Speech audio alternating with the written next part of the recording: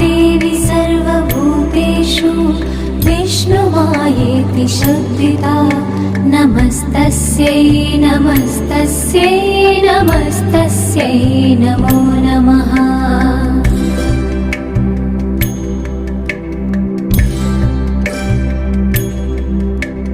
या देवी सर्वभूतेषु चेतनेत्यभिधीयते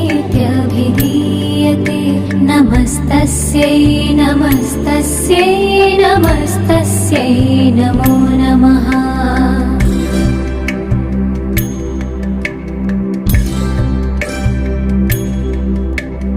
या देवी सर्वभूतेषु बुद्धिरूपेण संस्थिता नमस्तस्यै नमस्तस्यै नमस्तस्यै नमो नमः।